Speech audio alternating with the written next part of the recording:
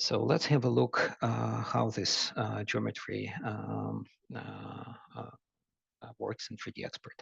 So we have this BREP external body, and using BREP functionality, we can change, modify, or create geometry. So in this specific case, we'll resize this hole for allowing for machining, post-machining.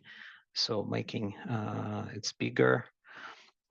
We can resize and change, let's say, rounds. So we are taking this round and modifying sizes of this round. Also, another round we are modifying. So those are BREP functionality in 3DXpert working directly on BREP bodies. And let's look at the lattice within a part. So this is stochastic or Voronoi, conformal Voronoi type of a distribution. It could be done purely based on the cell size, or it could be controlled by density. So let's say here we're starting this from this 4% of density going to 20% of density, and you see that change of the diameters of lattice allows us to really get this density automatically. So, or you can change cell size, and then you still keep the density percentage. About in this case, we keep the 30%. So this is about stochastic lattice creation, and let's have a look to this pseudo-random structure. So this looks pretty nice, interesting, and how it was done. So the source of this lattice is actually a simple diamond crystal, which was randomized with 0.3%. This coefficient, which could go from 0 to 1. So if we just remove randomization, we'll see very standard diamond crystal structure.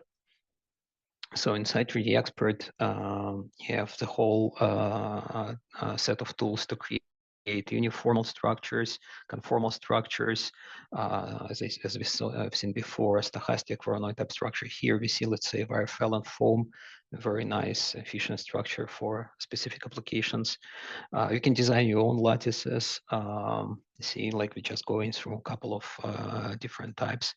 So this is honeycomb structure. Those lattices in this specific case are beam based, and we can also change cross sections of beams. But let's go back to the original lattice structure, which is diamond crystal, and see what we can do additionally with randomization.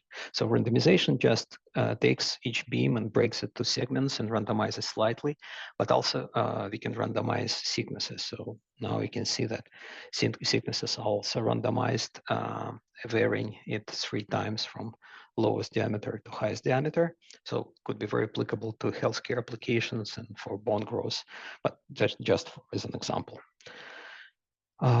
Let's have a closer look as how this design works with dynamic sectioning. So actually outlets are located in the bottom. So we start from the outlet.